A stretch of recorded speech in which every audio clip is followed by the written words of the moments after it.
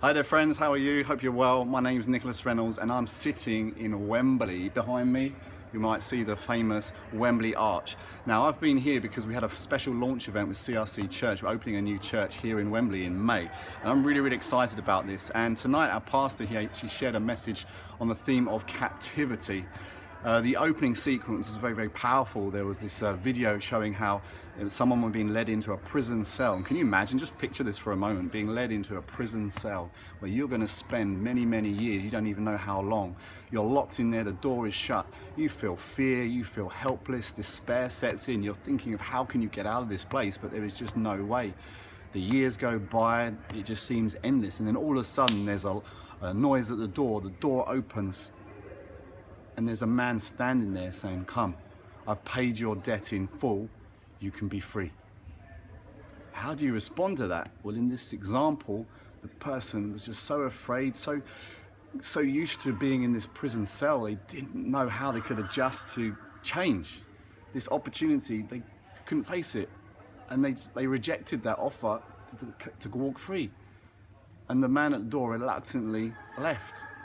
And the man inside closed the door. And this word captivity is powerful.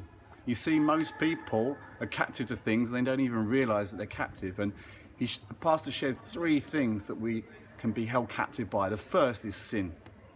Sin is something that separates you from life. Sin sucks the life out of you, basically. And you see, it's not God's will for you to live in sin. Sin is anything that is not right. And sin is not doing the good things that you know you should do. And sin separates us from real life. The second thing that people are held captive by is the law of God.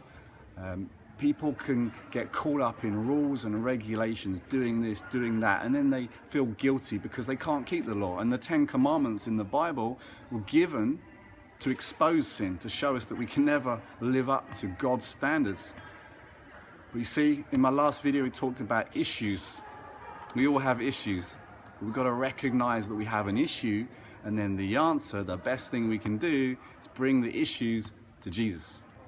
And this is the third thing that we can be held captive by, Jesus. And this is a good captivity. You see, Jesus wants us to be captivated by him because 2,000 years ago, he gave up his life so that he paid the debt that we owe so we can go free. And he says that if you follow me, if you invite me into your life, you invite Jesus into your life, you will have life to the full, a life more abundantly. And when you agree, if you ask anybody what is it they want, it would all boil down to that 7-letter word, freedom. And they might want financial freedom, they might want time freedom, they want relationship freedom, whatever it is, they want to be free.